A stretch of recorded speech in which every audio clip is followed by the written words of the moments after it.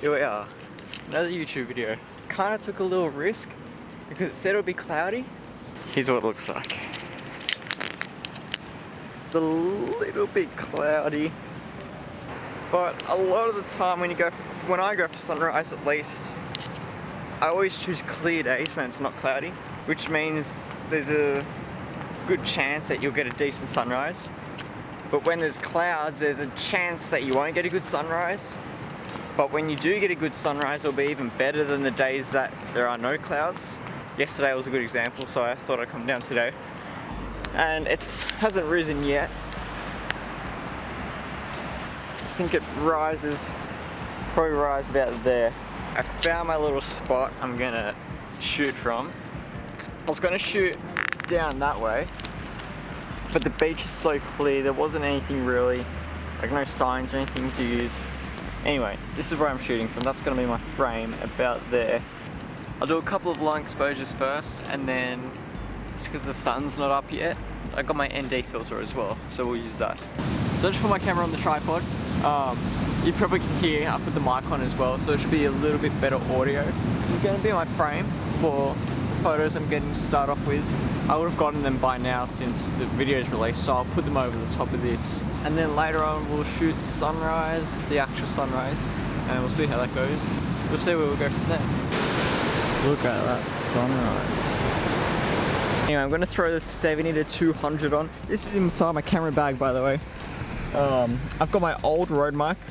I don't know why it's still in there, but I don't know where to put it, so I just leave it in there. My flash, my 70-200, 2 batteries for my drone, batteries for my camera and GoPro, the ND filter, and then I got my battery grip, which I took off because it gets way too heavy on this camera. So we're back to shooting on the iPhone. These are my settings. I'm doing a couple of different ones. So I've got it at 8 seconds for the shutter, 100 ISO, and I think I'll put the aperture at 22 to 20. That's what it looks like.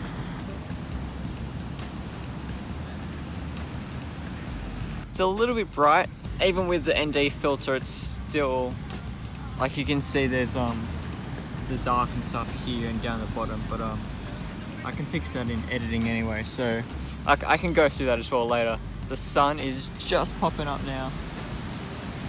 There it is. So I'll kind of get some shots of that and then we'll see what happens.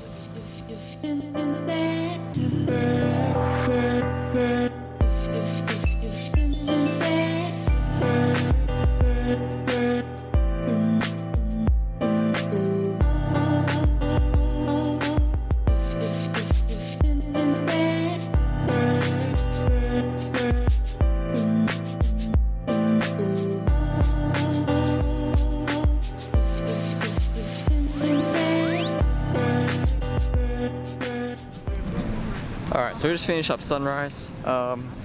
It's pretty much risen by now.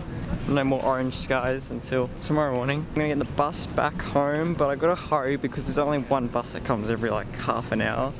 Anyway, it comes in like 5 minutes, but I'm not too far away, so I should be alright. Now we're gonna go home and edit, so let's skip to that.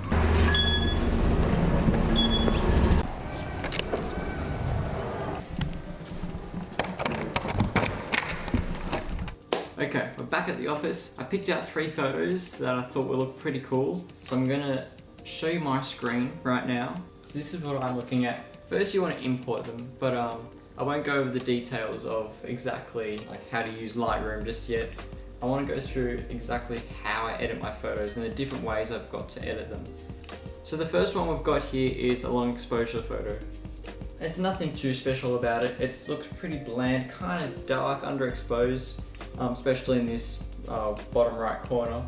There's some fixing up to do up the top. We've got things on the sensor, like little marks.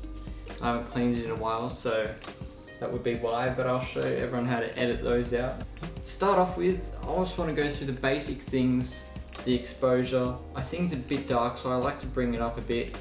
Usually when I bring the exposure up as well, I bring the contrast up. At this stage, I always, when you're shooting stuff by the ocean or where you can see the landscape clearly, I always want to make sure that you can see the horizon is completely flat. That looks pretty straight to me. Once that's done, we'll continue editing. We've got our highlights. I might bring that down a touch because the sky is a little bit overexposed. That's looking a little better. We'll bring our shadows up a little, just so that bottom right corner is pretty dark. I might leave the whites around -38. I'm going to bring the blacks down to about -20, although I have got that dark spot in the bottom right corner, even a bit up the top left corner as well, but we'll fix that now. So we're going to zoom out. We're going to go to 1.4. I'm going to click on this little thing here. It's a little rectangular box. I'm going to just drag that up the bottom right, and what that does, we can just brighten up that corner and make it look completely normal. Once that's done, we'll do the same to the top left because we've got the same problem up there. So it's looking pretty good at the moment. I might just make it a little cooler, blend it in a bit more. Already, the photo's looking 10 times better than it was before. This was before, and this is after. So we're not completely done just yet. I just want to fix up these marks up the top. So we're just going to go to this circle here, if you have got it. Just going to increase that circle and blend it in with the rest of the sky. It's not even there.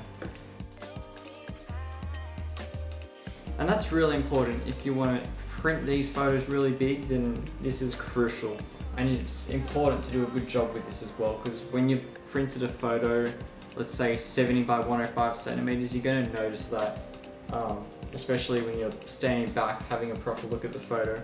Okay, so that's pretty much done. I just want to fix up some of the colors. I've got not many reds. We've got the two poles which are red, but I don't want those to stand out too much. So I'll bring the red down a little. You can't really notice it, but it doesn't matter. The orange is from the sunrise, so we'll kind of bring that up, bring that out a bit more. I might just crop this photo in as well. I feel like there's too much negative space in the sand, around the sand. Just bring it in a little bit. Make sure it's even with the two poles right in the center. The yellow, the sand will come out a lot more if you bring up the yellows like it is now. So I won't change the sand too much. Green, there is this green line right across the photo. You will notice that if you've got the same problem. It is something I've got to get fixed with my camera. But if I bring that right up, you can notice it. So I can bring that down, and then even just, I could touch that up later with the brush, just make the sand the same color, because it kind of looks like it's a bit black and white now, I guess. Just a grey strip across the photo. The aqua won't change too much. It's more so the blue which will change the sky. And the purple and magenta will leave because there is no purple or magenta really in this photo. That's looking about it for this photo. Again, I said I'll go over that grey line afterwards because I know a lot of people won't have that problem, so I'll go over that later. The next photo, this is probably my favourite I got all day, and I didn't even notice it when I shot it. The sun's coming straight through the clouds, which is pretty cool, and it really gives off that effect. You can see the sun rays coming through past the clouds. You've got the surfer right in the middle. The only thing that kind of annoys me is this guy right here. Again, we'll center that down just so it's more so there's not so much negative space in the sky, which isn't a bad thing if you're shooting and there's lots of negative space in the photo. For this instance, I don't really want to have too much. I'll bring the exposure up a bit because it is kind of dark, and again I'll bring the contrast up. It really brings out the sun and the clouds if you saw that just then. And with the contrast up, we'll bring the highlights down. The shadows we'll bring up as well, just to make it a little more clear, a little more bright down the bottom of the photo. The whites we don't really need to play around with too much. The blacks we might bring down a touch. Other than that, it's already looking 10 times better, and I'll make sure that's even as well. With this photo, I said I wanted to edit these photos in 3 different ways. So I'm going to go with some grain. I'm going to put some grain in the photo as well. We'll go 40 and see what that looks like. That's probably how I keep the photo there. It's still a little dark down the bottom of the photo as well, so I might just zoom out a little bit and we'll do the same thing as I did before. Drag that up and lighten the bottom of the photo up a bit. Okay, and it's already looking 10 times better than it was before. So this is the original and this is the edited version. You can see even the clouds, which I might fix as well. Just get the brush. I can go over the clouds. You can tell it's probably going a little brighter, the clouds, but the purpose is to make it a little darker, just to make it stand out a bit more, so we can bring that down.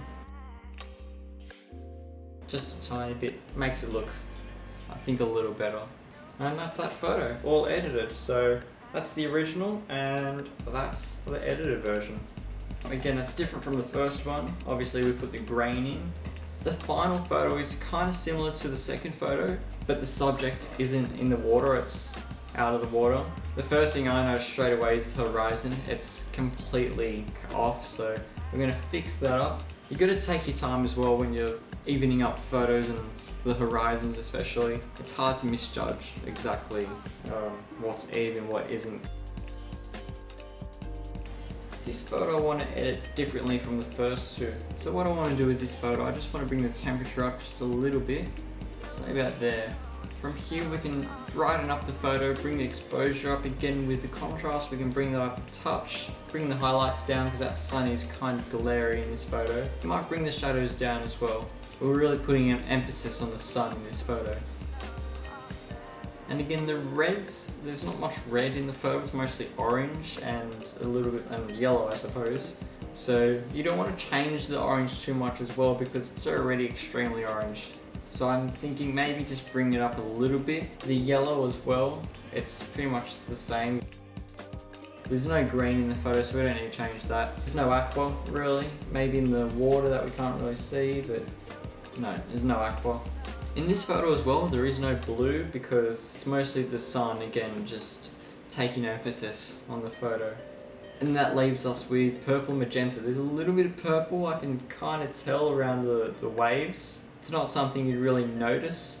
Again, if you blew the photo up, you'd probably notice it. So if I choose to get that photo print in the future, I'd probably maybe bring down the purples a tiny bit, the magentas as well. There's not really any magentas, it's just mostly the orange and yellow. If you want to add some grain, we can also put some grain in there as well. I like to go to 40 because it's kind of like a starting point. It's not too much grain, but it's not too little. It's probably a little bit off there, we'll go 45 maybe. So that's about it for this video. If you enjoyed it, then leave a like and subscribe. If you haven't seen the last video, then go and check that one out as well. It's probably going to be linked at the end of this video. Other than that, thanks for watching and I'll see you in the next video. Because it's weather sealed as well. So if you're shooting in the rain, the snow, whatever, the wind, it won't affect it at all. So that's a big up with the 70 to 200mm.